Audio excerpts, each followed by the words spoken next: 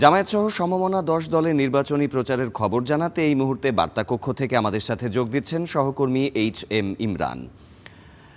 ইমরান, আমির সহ জামায়াতের হেভিওয়েট যে প্রার্থীরা রয়েছেন তারা কবে কোন জায়গা থেকে প্রচারণা শুরু করছেন, সর্বশেষ কি তথ্য আসলে আপনার কাছে রয়েছে?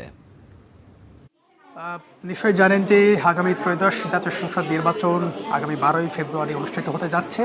আর মাত্র 21 দিন পর সেই কাঙ্ক্ষিত নির্বাচন, যে নির্বাচনে ইতিমধ্যেই আগামীকাল থেকে বিভিন্ন প্রার্থীরা কিন্তু আনুষ্ঠানিক যে প্রচারণা সেটি শুরু করতে যাবেন। এবং আমরা যতটুকু তথ্য পেয়েছি, জামাতের আমির ডাক্তার শফিকুর রহমান তিনি তার নিজ আসন ঢাকা 15 সেই আসনে নির্বাচনী প্রচারের মধ্য দিয়ে কিন্তু তার যে নির্বাচনের প্রচারণার যে যাত্রা সেটি কিন্তু শুরু করতে যাচ্ছেন। আগামীকাল বিকেলে তিনি ঢাকা মিরপুর যে আদর্শ স্কুল মাঠ রয়েছে সেখানে কিন্তু তিনি তার গণসংযোগে অংশ নেবেন। পরবর্তীতে তিনি বড় একটি জনসভায় বক্তব্য রাখবেন। পাশাপাশি তার যে নির্বাচনী যাত্রা আগামীকাল থেকে শুরু হবে। পরদিন যে 23 এবং 24 তারিখ তিনি রংপুর অবস্থান করবেন, অর্থাৎ দেশের রাজধানীর বাইরে 23 জানুয়ারি তিনি দিনাজপুরে তার যে গণসমাবেশ এবং যে নির্বাচনী সমাবেশ সেখান থেকেই তার ঢাকার বাইরের যাত্রা শুরু হবে। পাশাপাশি 24 তারিখ তিনি জুলাইয়ের প্রথম শহীদ বলা চলে আবু সাঈদ, তার কবর জিয়ারত করবেন। কবর জিয়ারতের মাধ্যমে তিনি রংপুরে তার জনসভা করবেন।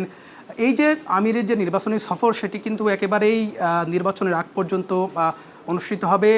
9 ফেব্রুয়ারি পর্যন্ত তার এই যাত্রা শুরু হবে। পাশাপাশি আপনি নিশ্চয়ই জানেন যে 10 দলীয় জোট এবার জামাত ইসলামের জোটে রয়েছে। বিএনপির সঙ্গে যে মুখোমুখি অবস্থান বলা চলে, একটা প্রতিদ্বন্দ্বিতাপূর্ণ একটি নির্বাচন সেটি অনুষ্ঠিত হতে যাচ্ছে। যেহেতু জামাত এবারই প্রথম যে 300 আসনে প্রার্থী দিচ্ছেন 10 দলের মাধ্যমে, সেক্ষেত্রে এই নির্বাচনী প্রচারণায় জামাত আমিরের পাশাপাশি 10 দল রয়েছে, সকলের সম্মিলিত প্রচেষ্টায়ও কিন্তু এই নির্বাচনী যাত্রা শুরু হবে। আমরা যতটুকু জানতে পেরেছি, এই নির্বাচনী যাত্রায় তাদের যে ইশতেহারগুলো রয়েছে সেই ইশতেহার কিন্তু জামাত আমির তুলে ধরবেন। পাশাপাশি আপনি নিশ্চয় জানেন গতকাল যে জামাতের পলিসি সামিট হয়েছে সেখানেও কিন্তু তিনি ঘোষণা করেছেন যে সমৃদ্ধ বাংলাদেশ গড়ার যে রূপরেখা সেটি কিন্তু তিনি তুলে ধরেছেন। যার কারণে এই নির্বাচনে জেতার যে একটা প্রস্তুতি, সেই প্রস্তুতি কিন্তু তারা গ্রহণ করছেন। পাশাপাশি তিনি কিন্তু এই নির্বাচনের যে ইশতেহারগুলো সেই ইশতেহারগুলো কিন্তু এই নির্বাচনী প্রচারণায় তুলে ধরবেন। এতটুকু আমার কাছে সর্বশেষ রয়েছে।